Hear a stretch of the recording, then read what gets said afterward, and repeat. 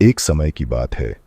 महात्मा बुद्ध अपने शिष्यों के साथ उपदेश देने के लिए दूसरे नगर में जा रहे थे। काफी दूर चलने के बाद सभी शिष्य थक गए और उन्होंने फिर महात्मा जी से कहा, गुरुजी, यदि आपकी अनुमति हो तो कहीं रुककर कुछ देर आराम कर लें। कुछ देर चलने पर उन्हें खेत दिखाई दिया। खेत में एक छोटा लड़का और एक बूढ़ा आदमी जुताई कर रहे थे। हे सज्जन, क्या हम यहाँ कुछ देर आराम कर सकते हैं? महात्मा ने बूढ़े व्यक्ति से पूछा। उस बूढ़े ने महात्मा को पहचान लिया और हाथ जोड़कर उनका अभिवादन किया और कहा, अरे महात्मा जी, यह हमारा सौभाग्य है कि आप हमारे खेत पर आए। तुम वहीं उस पेड़ के नीचे आराम करो, मैं जलपान करने की व्यवस्था कर दूंगा। तब महात्मा जी ने कहा, हे सज्जन, आप अपना काम पूरा करें, हमें कुछ नहीं चाहिए। फिर भी बूढ़ा नहीं माना और कुछ फल तोड़कर पानी देकर बूढ़ा अपने काम में लग गया।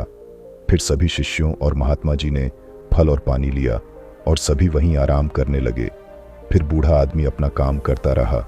फिर बूढ़े का पोता काम करते करते थक गया और मन ही मन सोचने लगा कि अभी तो आधा खेत ही जोता है, आधा खेत अभी बाकी है। अब मैं थोड़ा आराम करूंगा और फिर आधा खेत जोतूंगा।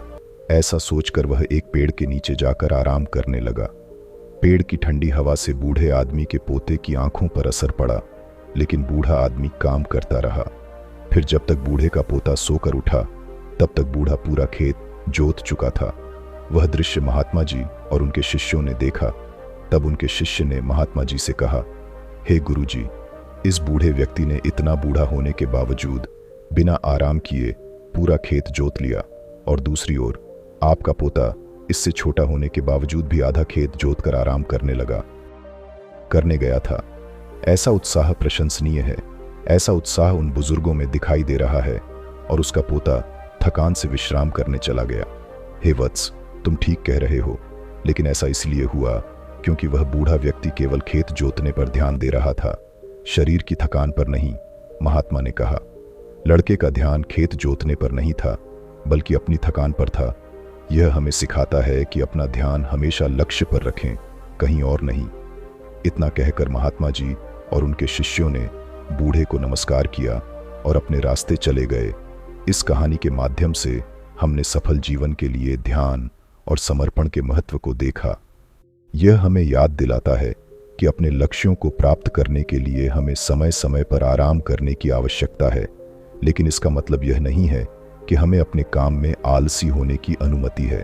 सही फोकस और समर्पण के साथ हम सभी चुनौतियों का सामना कर सकते हैं और अपने लक्ष्यों को प्राप्त करने में सफल हो सकते हैं।